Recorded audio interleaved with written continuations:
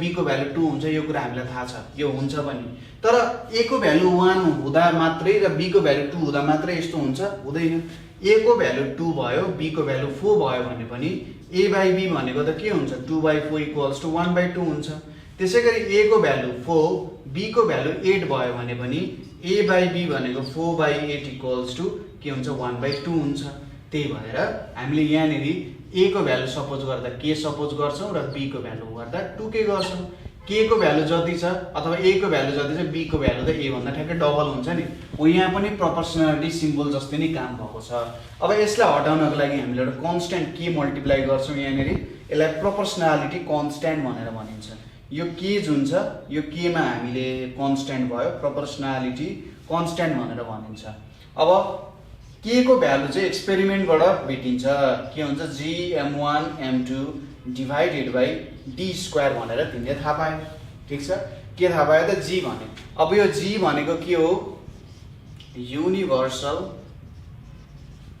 Gravitational हेर्नुस् है त यो कुरा बुझ्नु होला युनिभर्सल ग्रेभिटेशनल कन्स्ट्यान्ट भनेको छ पहिलो कुरा त यहाँ कन्स्ट्यान्ट भनेको जसको भ्यालु चेन्ज हुँदैन ठीक छ कन्स्ट्यान्ट भनेको कस्तो हुन्छ जसको भ्यालु चेन्ज हुँदैन यो यस्तो कन्स्ट्यान्ट हो युनिभर्सल ग्रेभिटेशनल कन्स्ट्यान्ट युनिभर्सल भनेपछि ब्रह्माण्डको गुरुत्वाकर्षणको के भयो त यो कन्स्ट्यान्ट हुन गयो यसको भ्यालु चाहिँ ब्रह्माण्डको जहाँ गए पनि जुनै कुनामा गए पनि g को भ्यालु चेन्ज हुँदैन यो जहिले पनि सेम नै रहन्छ भनेर भन्न खोजे हो ठीक छ यहाँको कुराहरु हामीले बुझ्यौं यो हाम्रो के हुन गयो त युनिभर्सल ग्रेभिटेशनल कन्स्ट्यान्ट हुन गयो यति कुराहरु हामीले बुझ्यौं होला है अब हामी स्टेटमेन्ट लेख्न रेडी छौं है त हामी अब स्टेटमेन्ट लेखौं स्टेटमेन्ट लेख्न पनि जरुरी छ तपाईहरुलाई जेनरली सोध्ला state Newton's universal law of gravitation and derive it भनेर सोध्ला मैले डेरिभेसनको पोर्सन लेखे अब तपाईहरुले स्टेटमेन्टको पोर्सन लेख्न सक्नुहुन्छ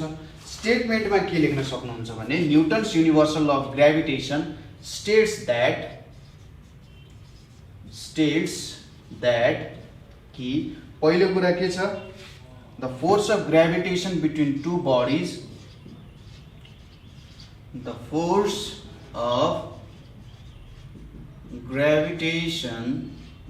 of gravitation between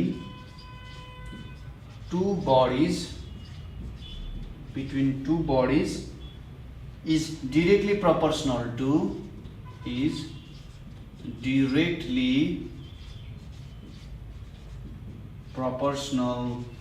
to the product of their masses ठीक छ दुईटाको प्रोडक्ट लेखेका थियौं product of their masses and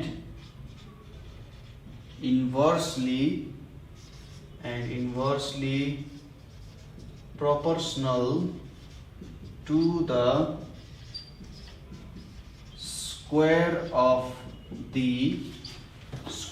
the distance between their centers ठीक छ हामीले अघि जुन कुरा डेराइभ गर्यौं त्यही कुरालाई नि हामी यहाँनेरि लेखिरहेका छौं है त यही नै हाम्रो न्यूटनको ग्रेभिटेसनको नियमको के हो त स्टेटमेन्ट हो force of gravitation between two bodies is directly proportional to the product of their masses and inversely proportional to the square of the distance धेरै नै हतार भएछ है क्या हो बिट्विन देयर सेन्टर्स है यो कुराहरु नै के हुन्छ त न्यूटन्सको universal law of gravitational state गरेको कुरा हो जुन अघि हामीले नियम डेराइभ गर्यौं र त्यसपछि ठ्याक्कै यो लेखिसकेपछि तपाईले अर्को पोर्सन त्यहाँनेरि डेराइभ गर्न सक्नुहुन्छ ठीक छ त्यो पोर्सन डेराइभ गरेर देखाइदिने ल यो भयो हाम्रो न्यूटन्सको युनिभर्सल ल अफ ग्रेभिटेसन अब हामीले यो g लाई पनि डिफाइन गर्नुपर्ने हुन्छ थोरै के हो त यो g भनेको के गर्न सकिन्छ g को भ्यालुले भनेर है त ठीक छ ल यहाँसम्म पक्कै पनि लेख्नु भयो होला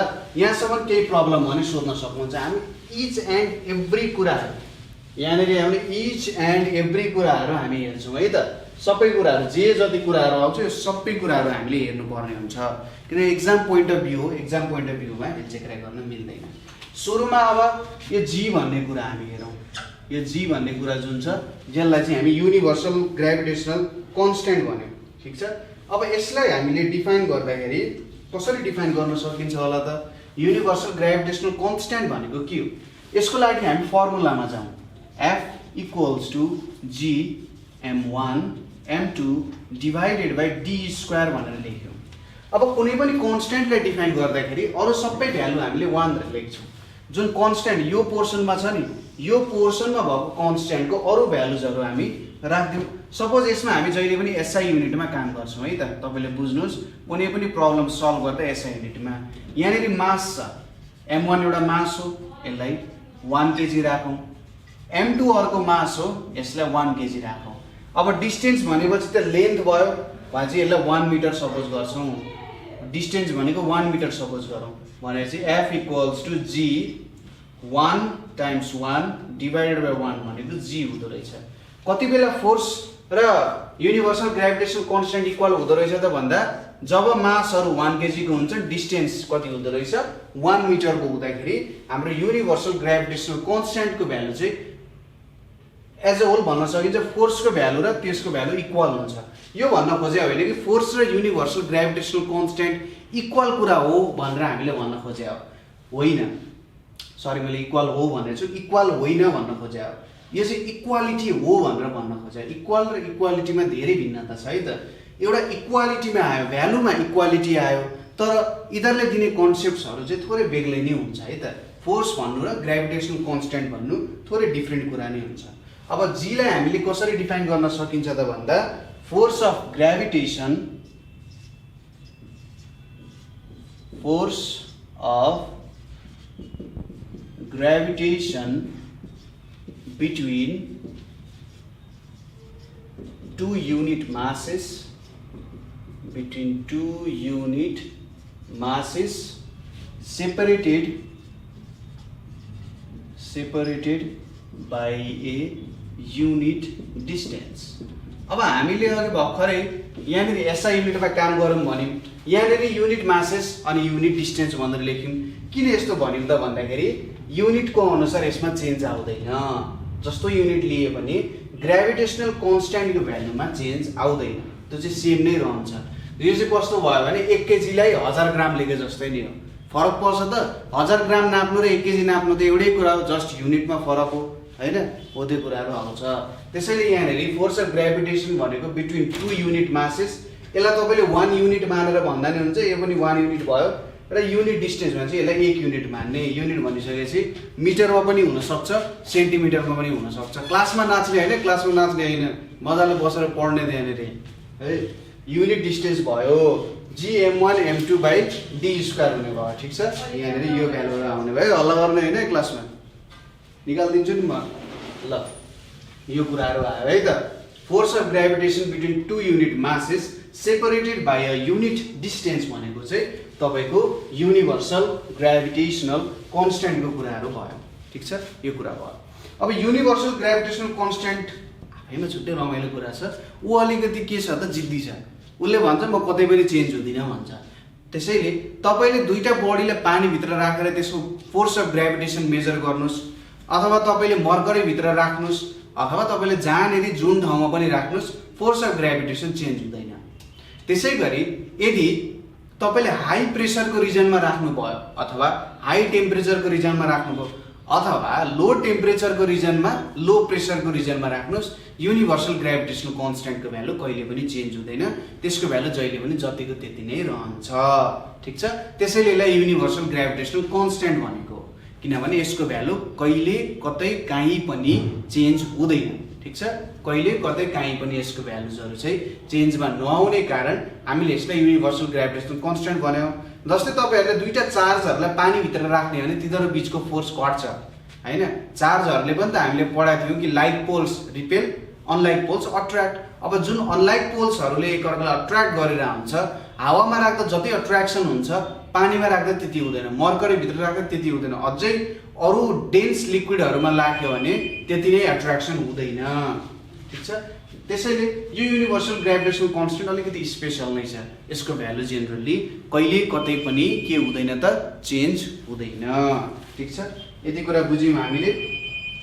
अब हामी के हाम्रो ग्राभिटेसनको नियम अनुसार सोधिने कुराहरू हुन सक्छ, त्यो कुराहरू हामी थोरै हेर्छौँ है त। ग्राभिटेसनको जुन केही कन्सेप्ट्सहरू छ, यो कन्सेप्ट्सहरूलाई हामीले क्लियर गर्नुपर्ने हुन्छ। यसलाई चाहिँ हामीले के भन्न सकिन्छ अब यो टपिकलाई भनेको एप्लिकेसन जस्तो भन्न सकिन्छ है, ग्रेभिटेसनको एप्लिकेसन जस्तो हामीले भन्न सकिन्छ। जस्तै सुरुमा हामीले हेरौँ यहाँनिर पहिलो कुरा छ सपोज हाम्रो दुईटा बडिजहरू छ है, दुईटा बडिजहरू त हामीलाई थाहा नै छ, अहिलेको फिगर तपाईहरुलाई याद नै होला। सपोज मास डबल गरियो, मास डबल्ड डिस्टेन्स सेम गरियो भने के हुन्छ होला, यो केस हो। अब पहिलो यसमा यस्तो गरौँ नि त, यसलाई चाहिँ एज अ होल एउटा जेनरल केसको रूपमा लिऊ, जेनरल केस लिएर चाहिँ त्यसलाई हेरौँ है त। मास चेन्ज गरौँ, डिस्टेन्सलाई के राखौँ, सेम राखौँ। यस्तो कन्डिसनमा के हुन्छ होला डिस्टेन्स सेम राख्दा। सपोज हाम्रो ओरिजिनल दुईटा बडिजहरू छन् यहाँनिर, यो एउटा बडी भयो, यो अर्को बडी भयो, यसको मास m1 भयो, यसको मास m2 भयो। अब यो दुईटालाई मैले जोडेँ, यिनीहरू बिचको डिस्टेन्स d छ। सपोज गरौँ मैले m1 को मास डबल बनाइदिएँ, ठिक छ, यत्रो बनाइदिएँ, m1 को मास मैले डबल बनाइदिएँ, ठिक छ, 2m1 हुने भयो है त। अनि यहाँनिर के छ मेरो m2 छ, जतिको त्यति नै यो के हुने भयो d हुने भयो, ठिक छ। अब सुरुको फोर्स भेटौँ, सुरुको फोर्स के हुन्छ, force equals to g m1 m2 upon d square हुन जान्छ। g को भ्यालु हामी एकछिन पछि डिस्कस गरौँ ल, न्युमेरिकल गर्दाखेरि g m1 m2 by d square हुन्छ है, यो फोर्स भयो। सपोज अब यहाँनिर त 2m1 छ, यसलाई मैले f1 फोर्स भनेर माने। अब यो नयाँ फिगर 2 को लागि यो फिगर 1 भयो, माथिको तलको फिगर 2 भयो। f2 इक्वल्स टु g, मास के छ 2m1 छ, 2 times m1 times m2 divided by d square छ। अब मैले यसलाई 2g m1 m2 by d square लेख्न सक्छु हैन, 2 ले मल्टिप्लाई त गरे हो। अब यहाँनिर हेर्नुहोस् त, यो g m1 m2 by d square भनेको त यो भ्यालु हो कि होइन, g m1 m2 by d square हो।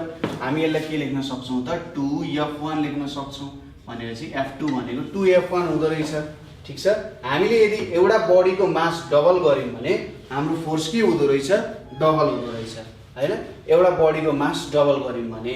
त्यसै गरी सपोज हामीले के गर्यौँ त m1 लाई जस्ताको त्यस्तै राख्यौँ, m1 लाई हामीले जस्ताको त्यस्तै राख्यौँ, यो m1 भयो है, मैले अलि राम्ररी बनाऊ, यो m1 भयो। m2 को मास चाहिँ हामीले के गर्यौँ त डबल बनायौँ है, m2 को मास डबल बनायौँ, 2m2 बनायौँ, डिस्टेन्स जस्ताको त्यस्तै छ। सपोज यसलाई मैले f3 भनेर माने भने f3 भनेको g m1 times 2m2 divided by d square हुन्छ। यो भनेको 2g m1 m2 by d square हुन्छ, यो भनेको 2f1 हुन्छ हैन। यो भ्यालु भनेको त f1 को भ्यालु हो नि त, भनेपछि कुनै एउटा मास मैले डबल गरेँ भने के हुँदो रहेछ, मेरो फोर्स पनि डबल हुँदो रहेछ, ठिक छ। यो कुराहरू बुझ्यो ल। यति कुरा बुझिसकेपछि सपोज अब मैले दुईटैको मास डबल गरिदिएँ अरे है, दुईटैको मास डबल गरिदिएँ भने यो 2m1 बनाएँ, यिनीहरू बिचको डिस्टेन्स d नै छ भने नयाँ फोर्सलाई मैले f4 माने भने g 2m1 times 2m2 divided by d square हुन्छ। अब यो 2 र 2 मल्टिप्लाई गरेर 4 आउँछ, 4g m1 m2 upon d square हुन्छ। अब यहाँनिर 4f1 हुन्छ, किनभने यो भनेको त g m1 m2 by d square भनेको यो हो। अब दुईटैको मास डबल भयो भने के हुँदो रहेछ त, हाम्रो फोर्स चाहिँ 4 टाइम्सले बढ्दो रहेछ, ठिक छ। दुईटैको मास डबल भयो भने हाम्रो फोर्स 4 टाइम्सले इन्क्रिज हुँदो रहेछ भन्ने कुरा हामीले थाहा पायौँ, ठिक छ। मास बढायो भने हाम्रो फोर्स के हुँदो रहेछ, बढ्दो रहेछ, ठिक छ। मास बढायो भने फोर्स के हुँदो रहेछ, बढ्दो रहेछ। जति टाइम्सले हामीले मास बढाउँछौँ त्यति नै टाइम्सले हाम्रो फोर्स चाहिँ इन्क्रिज हुँदो रहेछ भन्ने कुरा हामीले थाहा पायौँ यहाँबाट, ठिक छ। यति कुरा बुझ्यो। सपोज अब फेरि हामीले के गर्यौँ त, यो छ, अब मैले m1 लाई आधी बनाइदिएँ, ठिक छ, m1 लाई आधी बनाइदिएँ, यो पहिलो कन्डिसन भयो है, 1/2 m1 बनाएँ। दोस्रो कन्डिसनमा के छ, यो m1 भयो, m2 लाई मैले आधी बनाइदिएँ, 1/2 m2 छ र यो डिस्टेन्समा केही चेन्ज छैन। अर्कोचोटि दुईटैलाई आधी बनाइदिएँ, यो m1 भयो, यो m2 भयो, दुईटै आधा छन्, डिस्टेन्स d छ।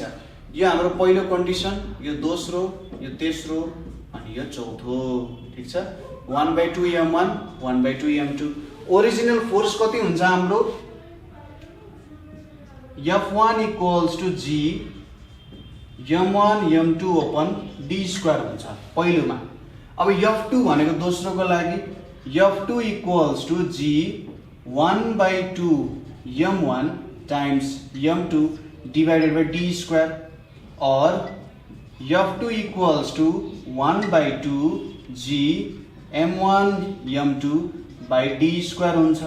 यो भनेको के आउँछ? और F2 = 1/2 F1 भनेर आउँछ। अनि मेरो एउटाको मास आधा भयो भने, एउटाको मास आधा भयो भने मेरो फोर्स पनि आधा हुँदो रहेछ। त्यसैगरी F3 मा क्याल्कुलेट गरौँ। F3 भनेको त m2 लाई हामीले आधा बनाउँछौँ, G m1 times 1/2 m2 divided by d square equals to 1/2 G m1 m2 upon d square हुँदो रहेछ। यो भनेको 1/2 F1 हुन्छ। अनि अर्को मास पनि मैले आधा गरेँ भने के हुँदो रहेछ? 1/2 हुँदो रहेछ। अब यो हाम्रो चौथोमा हेरौँ। चौथोमा मैले दुईटैलाई आधा गरेको छु। F4 = G 1/2 m1 times 1/2 m2 divided by d square हुन्छ। 1/2 मल्टिप्लाई गर्दा कति हुन्छ? 1/4 हुन्छ। G 1/4 m1 m2 by d square, 1/4 लाई मैले बाहिर निकाल्दै 1/4 G m1 m2 upon d square हुँदो रहेछ। फाइनली F4 भनेको 1/4 F1 हुँदो रहेछ हैन। यो भ्यालु F1 सँग इक्वल छ। यदि मैले दुईटै मासलाई हाफ हाफ गरिदिएँ भने यो रिजल्ट आउँदो रहेछ। हेर्नुस् त, हामीले मास चेन्ज गर्यौं भने कस्तो कस्तो खालको रिजल्टहरु आउन सक्ने रहेछ भन्ने कुराहरु यहाँले डिस्कसन गर्यौं है। मासलाई आधा आधा गर्ने भने यस्तो खालको रिजल्ट्सहरु जेनरली आउँदो रहेछ मासलाई चेन्ज गर्ने भने। त्यसैले यदि मास बढ्यो भने के हुँदो रहेछ? फोर्स पनि बढ्दो रहेछ है।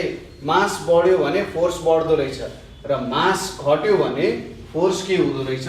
घट्दो रहेछ भन्ने कुरा हामीले थाहा पायौं यहाँबाट है त। त्यसैले हाम्रो पहिलो नियम कि force is directly proportional to product of masses भन्ने कुरा यहाँनिर प्रुभ भयो। अब हामी के गरौँ? डिस्टेन्सलाई चेन्ज गरौँ। डिस्टेन्स चेन्ज अनि मास सेम। ठीक छ। यो भन्न खोजेको के त? डिस्टेन्स चेन्ज गर्ने, मासलाई सेम राख्ने।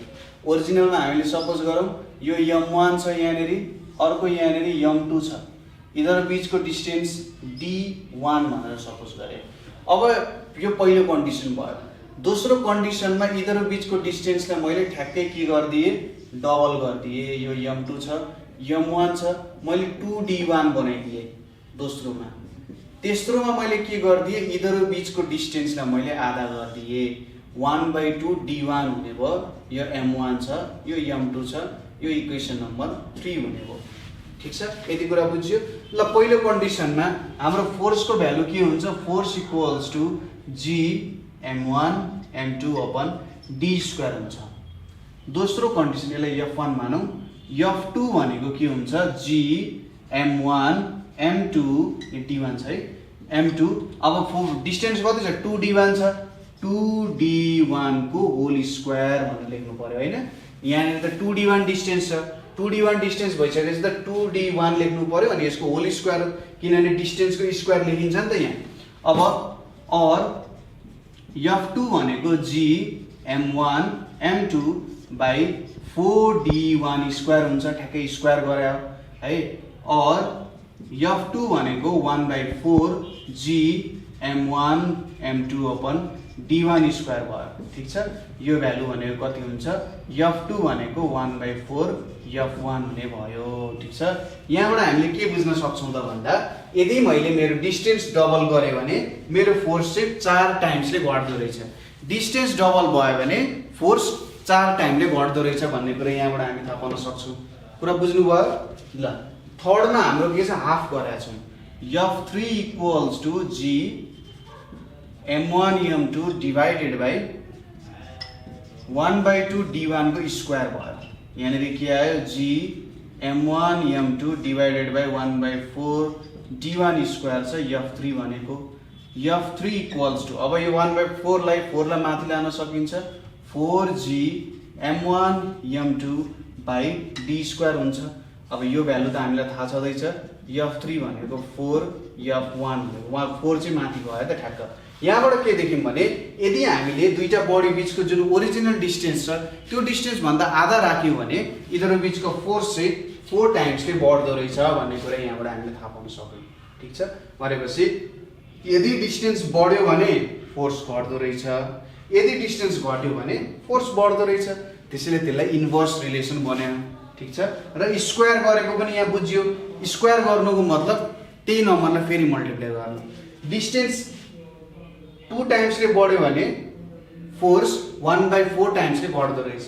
डिस्टेन्स 1/2 टाइम्सले घट्यो भने फोर्स 4 टाइम्सले बढ्दो रहेछ, ठ्याक्कै डबलमा बढ्दो रहेछ। ठिक छ, यति कुरा हामीले बुझ्यौँ। ल, तपाईँको एक्जाम्समा जेनरली यस्तो क्वेसन आयो भने यसरी नै सल्भ गर्न सक्नुहुन्छ। फिगर बनाउन नबिर्सनु होला। फिगर बनाइसकेपछि धेरै कुराहरू क्लियर भइहाल्छ है त। त्यहीँनिर फिगरमा सबै कुराहरू लेख्ने र कुन युनिट कसरी